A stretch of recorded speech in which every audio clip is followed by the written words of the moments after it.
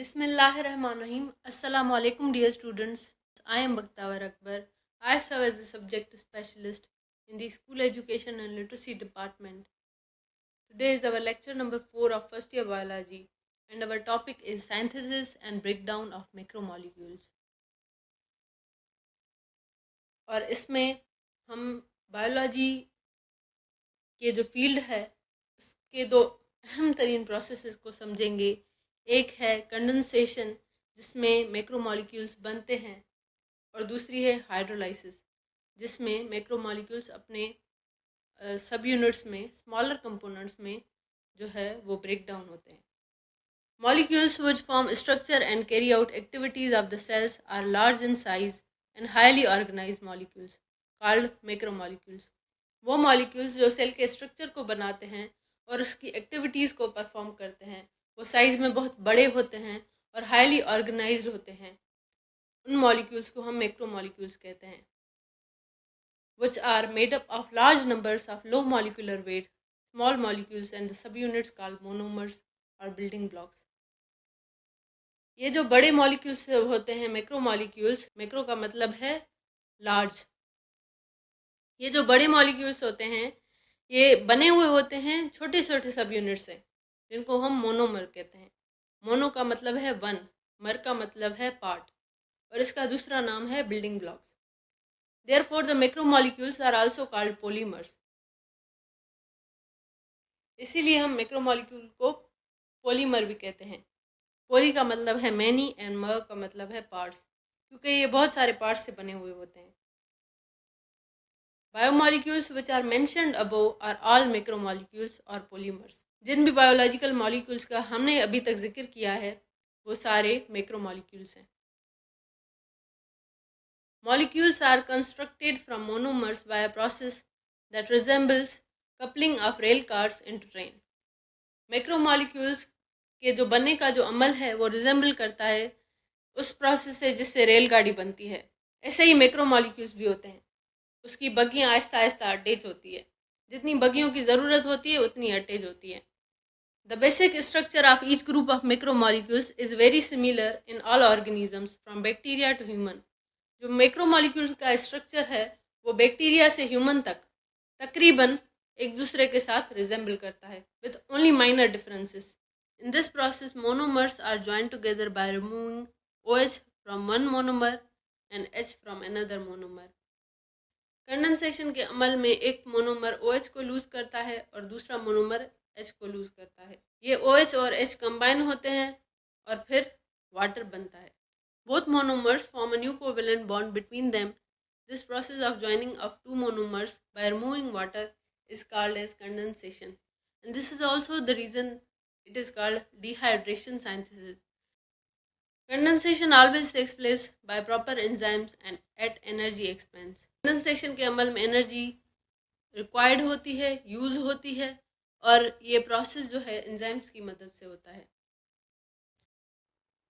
After condensation, we have hydrolysis. Breakdown of macromolecules by hydrolysis. Process where macromolecules are broken down into their subunits by addition of H2O molecule is called hydrolysis. It is just the reverse of condensation.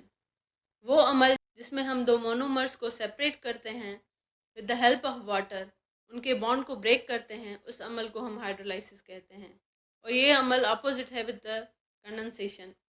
During this process, the water molecule breaks down into hydrogen and OH ions with the help of enzymes where OH group to one monomer and H attaches to another. During this bond breaking, energy is released and made available for other metabolic processes. Hydrolysis में हम water का इस्तेमाल करके monomers के दरमियान जो bond है उसको ब्रेक करते हैं, और इस अमल में हम हाइड्रोलाइटिक एंजाइम्स का इस्तेमाल करते हैं, और इसमें हमको एनर्जी आगे मिलती है जो हम आगे मेटाबॉलिक प्रोसेसेस में इस्तेमाल कर सकते हैं. अब मैं आपको दिखाऊंगी कि how these processes actually happen at molecular level. ये प्रोसेसेस कैसे होते हैं एट मॉलिक्यूलर लेवल, हम इस चीज़ को भी समझेंगे. अच्छा, इसके लिए हम आपकी किताब में ना एक डायग्राम दी गई है, मोनोमर 1, मोनोमर 2, और फिर उसमें से वाटर कैसे रिमूव होता है कंडेंसेशन के प्रोसेस के लिए, और हाइड्रोलाइसिस का जो प्रोसेस है वो उसी से बस ऑपोजिट दिखाया गया है. लेकिन हम एग्जाम्पल ले रहे हैं 2 अमाइनो एसिड्स का, हम उसका प्रॉपर स्ट्रक्चर को हम पहले समझेंगे और इस प्रोसेस को भी समझेंगे। कंडेंसेशन और हाइड्रोलाइसिस के प्रोसेस को समझने के लिए हम अमाइनो एसिड का स्ट्रक्चर बनाएंगे 2 अमाइनो एसिड का, और उससे हम समझेंगे कि ये जो प्रोसेसेस होते हैं एट मॉलिक्यूलर लेवल कैसे होते हैं। सो पहले हम अमाइनो एसिड के स्ट्रक्चर को अंडरस्टैंड करें। अमाइनो एसिड का जो स्ट्रक्चर होता है उसमें होती है एक सेंट्रल कार्बन, उसके ऊपर एक हाइड्रोजन होता है, नीचे एक रेडिकल ग्रुप होता है, उसकी एक साइड में अमाइनो ग्रुप होता है, दूसरी साइड में एक कार्बोक्सिल ग्रुप होता है।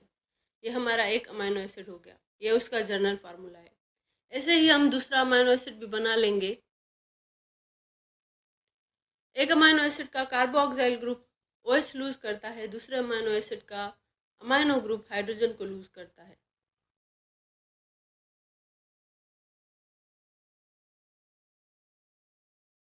जब एक अमाइनो एसिड का कार्बोक्सिल ग्रुप OH लूज करता है, दूसरे अमाइनो एसिड का अमाइनो ग्रुप हाइड्रोजन को लूज करता है, एज अ रिजल्ट जो वाटर है वो रिलीज हो जाता है।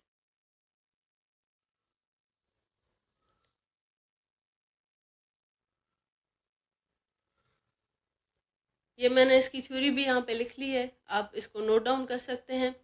और इसी वजह से, क्योंकि इस प्रोसेस में वाटर जो है वो रिमूव होता है, इसीलिए हम इस प्रोसेस को, कंडेंसेशन को, डिहाइड्रेशन साइंथिसिस कहते हैं। अब इसी प्रोसेस को अगर हम रिवर्स करें, जो हमने कंडेंसेशन का प्रोसेस पढ़ा, अगर इसी प्रोसेस को हम अगर रिवर्स करेंगे तो हाइड्रोलाइसिस का प्रोसेस हो जाएगा।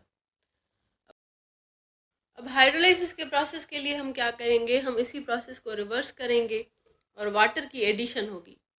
कंडेंसेशन में वाटर का रिमूवल होता है, हाइड्रोलाइसिस में वाटर की एडिशन होती है। अब एडिशन कैसे होगी, जैसे हमने पहले कार्बोक्सिल ग्रुप से OH लिया, वैसे ही हम हाइड्रोलाइसिस में कार्बोक्सिल ग्रुप को OH देंगे। कंडेंसेशन में अमाइनो ग्रुप से हाइड्रोजन लिया, वैसे ही हम हाइड्रोलाइसिस में हम हाइड्रोजन देंगे, किसको, अमाइनो ग्रुप को। तो ऐसे ये रिवर्स प्रोसेस हो जाएगा। अगर हम इसकी थ्योरी कहें तो ऐसे होगी कि attaches to the carboxyl group of one amino acid and hydrogen attaches to the amino group of another amino acid. This process the water is absorbed and energy is released. अब hydrolysis के process ऐसा process है जिसमें हमें energy मिलती है। Condensation का process ऐसा प्रोसेस है जिसमें हमें एनर्जी कॉस्ट होती है, यानी हम एनर्जी को इस्तेमाल करते हैं।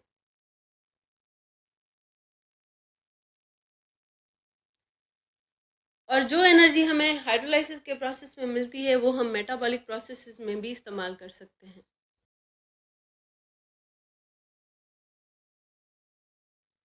During metabolism, macromolecules are either formed or broken down in the cell. When the cell rebuild many of its structures, जब मेटाबॉलिज्म का प्रोसेस होता है तो सेल्स में या तो मैक्रोमोलिक्यूल्स बनते हैं या तो टूटते हैं, जब सेल अपने स्ट्रक्चर्स को रीबिल्ड कर रहा होता है।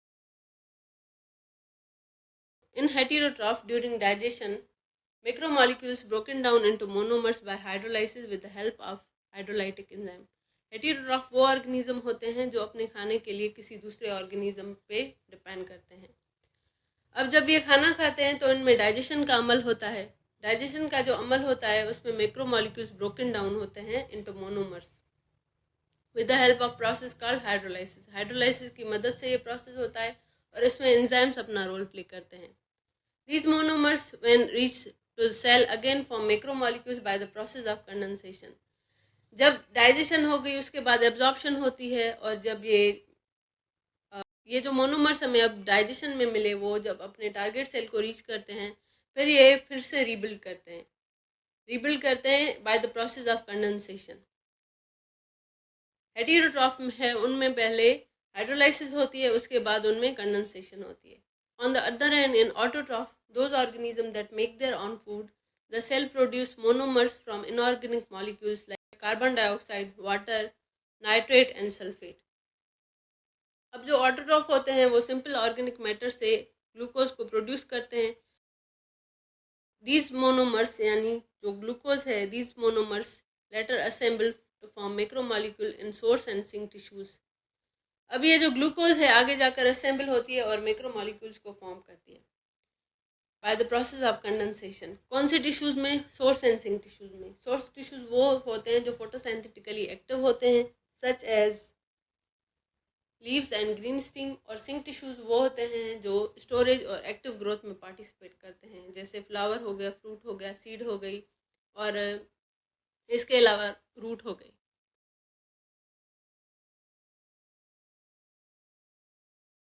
While the other cell when require these molecules, आगे जाकर अगर प्लांट को ज़रूरत होती है for building purpose to produce energy या एनर्जी की प्रोडक्शन के लिए, these molecules break into monomers by the process of hydrolysis। फिर यही मॉलिक्यूल आगे जाके सोर्स एंड टिश्यूज वाले ब्रेक डाउन होते हैं इनटू मोनोमर्स। अब हेटेरोट्रॉफ में क्या होता है, वो खाना खाते हैं, डाइजेशन के ज़रिए वो खाना हजम करते हैं bye the process of hydrolysis. उसके बाद वो जो मोनोमर्स हैं वो जब अपने टारगेट सेल को रीच करते हैं उसके बाद वो रीबिल्ड होते हैं bye the process of condensation. On the other and in autotroph क्या होता है कि पहले कंडेंसेशन होती है और उसके बाद फिर जब प्लांट को ज़रूरत होती है वो हाइड्रोलाइसिस परफॉर्म करता है। That's all from me today. I hope you understood this lecture. These are my notes from this topic. I have this question for you that tell me as many difference between condensation and hydrolysis as you can in the comment section. इंशाल्लाह मिलते हैं next video में, तब तक अपना बहुत ज़्यादा ख्याल रखिएगा। अल्लाह हाफिज़।